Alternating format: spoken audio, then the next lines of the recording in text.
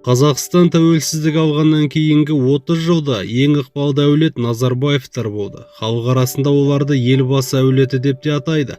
Ал кейбіреулер биліктің көлеңкелі империясы дейді. Бірақ ең үлкен сұрақ, бұл кланның байлығы қайдан келді? Сіз Назарбаев әулеті жайлы не ойлайсыз? Олар елге қызмет етті ме, әлде елді тонады ма?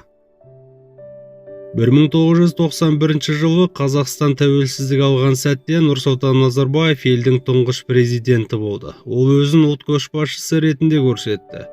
Бірақ уақыт өте келе билік отбасының қолына шоғырланды. Оның қыздары Дариға, Динара, Әлия саяси қаржылық элитадағы ең ықпалды тұлғаларға айналды. Дариға Назарбаева саясаткер, парламент депутаты, сенатор төрайымы. Динара Құлыбаева Қазақстандағы ең бай әйелдердің бірі. Күйеуі Тимур Құлыбаев арқылы мұнай-газ саласын бақылап отырды. Әлия Назарбаева бизнес, медиа, мәдениет жобаларына иелік етті.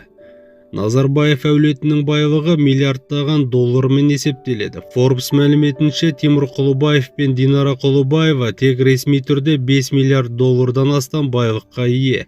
Шетелдегі қымбат үйлер, Лондондағы зәулім сарайлар, Швейцария банктеріндегі есеп-шоттар туралы деректер жарияланды. Wikileaks құжаттарында Назарбаев отбасының офшорлық компаниялары туралы ақпараттар шыққан. 2013 жылы бақта Лондондағы 80 миллион фунт стерлинг тұратын сарайдың Назарбаевтың туыстарына тиесілі екені айтылды. Ал халық болса ай сайынғы жалақысын жеткізе алмай жүрді. Халықтың орташа айлығы 200-300 мың теңге болса, Назарбаев әулетінің балалары Еуропада ең қымбат мектептерде оқыды. Қазақстандағы жастар ипотека төлей алмай қиналып жүрсе, кланның мүшелері Лондонда, Женевада, Дубайда өмір сүрді. Әрбір үлкен тендер мен бизнес жоба олардың бақылауында болды. Мұнай, газ, құрылыс, банк саласы. Қарапайым халықтың маңдай терімен тапқан байлығы кімнің қалтасына кетті деп ойлайсыз? 2022 жылғы қаңтар оқиғасы Назарбаев әулеті үшін ең ауыр соққы болды. Халық шал кет деп ұрандатты. Бұл халықтың 30 жыл бойғы жиналған ашуы еді.